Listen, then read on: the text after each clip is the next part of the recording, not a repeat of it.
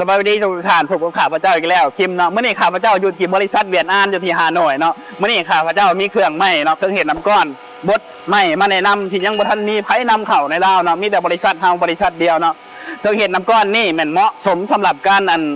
เห็ดแบบว่าเครื่องเย็นเนาะเครื่องเย็นแช่เย็นประเภทของอาหารเนาะที่ทานได้สนใจเนาะบริการเฮาสิพามาเบิ่งรายละเอียดเนาะ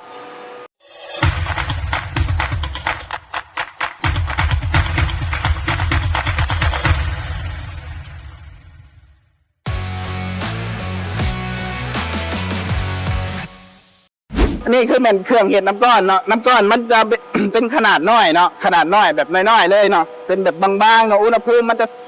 ะติดลบร้ายกว่าน้ำก้อนนั่นแล้วมันก็จะอยู่คงทนร้ายกว่าเนาะนี่ทั้งลุ่มนี่จะเป็นบอลโตนน้ำก้อนมันจะเป็นบอลตรงน้ำก้อนอันนี้เนาะอันนี้บอลตรงน้ำก้อนอันนี้จะเป็นแม่มันเนาะแม่บอลที่เห็ดน้ำก้อนเนาะเห็ดน้ำก้อนออกมาเนาะตัวนี้มันจะเห็ดออกมามันจะมีใบมีดตัดบางๆออกมาเนาะอันนี้ฮะเนาะอันนี้มันเป็นโพรงน้ำก้อนที่กระทัดหัดน้อยเนาะเหมาะกับสำหรับทานได้ที่มีพื้นที่แบบน้อยแบบบอกกว้างนะเขาออกแบบมาให้กระทัดหัดทันสมัยเจ้าเหมาะสมสำหรับทานได้ที่ต้องการเครื่องไฟเห็ดน้ำก้อนในธุรกิจส่วนตัวธุรกิจครอบครัวประมาณนี้นะบางทีบอกกันใหญ่นะแล้วเครื่องน้ำก้อนนี่แม่นขนาดประมาณ500 กิโลต่อมื้อเจ้าสวัสดิ์ท่านใดสนใจเนาะสามารถสอบถามหรือว่าเข้ามาเบิ่งที่ห้องการ